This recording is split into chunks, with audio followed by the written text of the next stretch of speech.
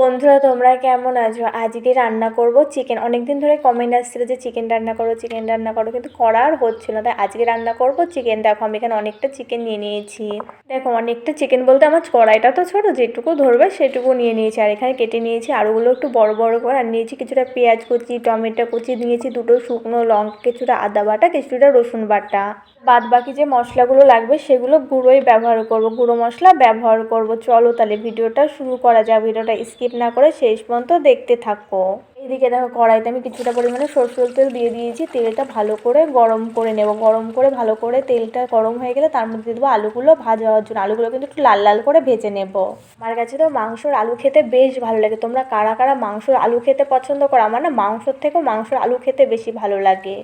আলুগুলো ভালো করে ভাজা হওয়ার জন্য দিয়ে দিয়েছি পরিমাণ মতন লবণ, আর দিয়েছি পরিমাণ মতন হলুদ, আর দিয়েছি কিছুটা লঙ্কা করে। সব কিছুতে এবার আলুগুলো একটু লাল লাল করে ভেজে নিয়েছি। আলুগুলো তো দেখে তোমরা বুঝতেই পারছো যে আলুগুলো আমার ভেজে নেওয়া হয়ে গেছে। বা আলুগুলো সুন্দর করে বাটিতে তুলে নিয়েছি। এই যে কড়াইতে যে তেলটা, এই তেলে এবার কিন্তু মাংস রান্না হয়ে যাবে। অনেকটা তেল দিয়েছিলাম আলু ভাজার সময়। আর খুব বেশিও মাংস নয়, এর জন্য আলুগুলোতেই ভাজা হয়ে যাবে। তেলের পরে দিয়েছি কিছুটা জিরে সোমবার, দিয়েছি দুটো শুকনো লঙ্কা মাঝখান দিয়ে ছিঁড়ে, দিয়েছি কিছুটা তেজপাতা। তেজপাতাটা কাঁচা ছিল, তোমরা ভেবো না আবার অন্য কিছু দিয়েছি।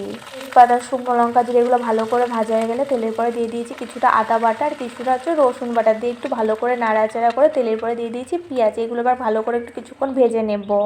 ভাবে তো মাংস রান্না করলে ভালো লাগে, কিন্তু আমার মা না মাংসের ভেতরে মশলা আগে থেকে ভালো করে মাখিয়ে নেয়। ওই রকম মাংস রান্না করলে কিন্তু ওটারও একটা আলাদা রকম টেস্ট হয়, ওটাও খেতে বেশ ভালো লাগে আমার কাছে। তো পেঁয়াজগুলো দেখে তো তোমরা বুঝতেই পারছো, পেঁয়াজগুলো কিন্তু অনেকটাই ভালো করে ভেজে নেওয়া হয়ে গেছে। এবার এক এক করে গুঁড়ো মশলাগুলো দিয়ে দেবো। দিয়ে দিলাম পরিমাণ মতন লবণ, কিছুটা হলুদ গুঁড়ো, কিছুটা লঙ্কা গুঁড়ো, কিছুটা জিরে গুঁড়ো। সব মশলাগুলো দিয়ে এটা ভালো করে কিছুক্ষণ কষিয়ে নেব। মাংসের মশলা যত ভালো করে কষাবে চিকেন দেওয়ার পরে বা মাংসটা দেওয়ার পরও যত ভালো করে কষাবে তত কিন্তু রান্নাটার টেস্ট ভালো হবে। আর যদি মাংসটা কষানো কম থাকে তাহলে কিন্তু মাংসটা ভালো টেস্টি হবে না খেতে।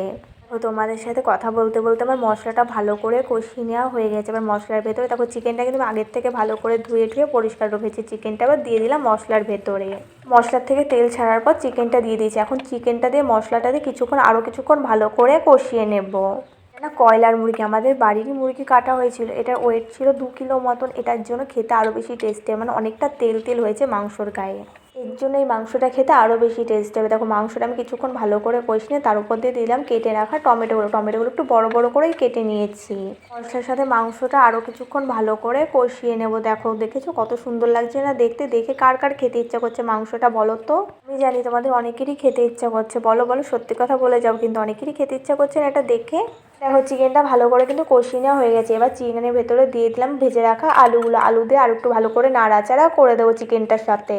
আলুগুলো যখন আমি ভেজে তখন কিন্তু আলুগুলো অর্ধেকটা সেদ্ধ হয়ে গেছে, আর এখন আরও অর্ধেকটা সেদ্ধ হয়ে যাবে। এখন চিকেনটা আবার ভালো করে কষিয়ে নেওয়া হয়ে গেছে। এবার চিকেনের ভেতরে দিয়ে দেবো পরিমাণ মতন জল।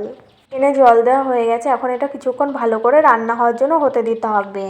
তোমরা যদি এখন আমার চ্যানেলটি সাবস্ক্রাইব না করে থাকো অবশ্যই মনে করে আমার চ্যানেলটি সাবস্ক্রাইব করে দেওয়া। তোমাদের কাছে যদি ভিডিওটা ভালো লাগে তাহলে ভিডিওটা লাইক করে দিও। পাশে থাকা বেল আইকনটা অবশ্যই মনে করে প্রেস করবো, যাতে করে আমার পরবর্তী ভিডিও নোটিফিকেশন সবার আগে তোমার কাছে পৌঁছাতে পারে। এইদিকে দেখো চিকেনের ঝোলটা কিন্তু ভালোভাবে ফুটতে শুরু করে। এখন মাঝে মাঝে একটু নাড়াচাড়া করে দিতে হবে যাতে নিচে লেগে না যায়। মাংসের কালারটা এসছে কত সুন্দর, তাই না বলো? তোমরা আমার মিনি কিচেনে আর কি কি রান্নার ভিডিও দেখতে চাও সেটাও কমেন্ট করে জানাতে পারো। তোমরা আমার পাশে থাকলে আমি মিনি কিচেনের ভালো ভালো রান্নার ভিডিও করে তোমাদের দেখাবো। এদিকে দেখো তোমাদের সাথে কথা বলতে বলতে আমার মাংস রান্না কিন্তু প্রায় কমপ্লিট। এবার মাংস ওপর দিয়ে দিয়েছি কিছুটা পরিমাণে গরম মশলাগুলো দেওয়া হয়েছে। এবার মাংসটা আর একটু ভালো করে নাড়াচাড়া করে দিয়েছি। এখন আমার চিকেন রান্না করা কমপ্লিট। এখন চিকেনটা সুন্দর করে কড়াই থেকে বাটিতে নামিয়ে নিলাম। তোমরা কারা কারা খাবে চলে আসো। তোমাদের কাছে ভিডিওটা কেমন লেগেছে? ভিডিওটা ভালো লাগলে একটা লাইক করে দেয়, মনে করে চ্যানেলটা সাবস্ক্রাইব করে দেয়। আজকে তাহলে আসি, দেখা হচ্ছে পরের ভিডিওতে।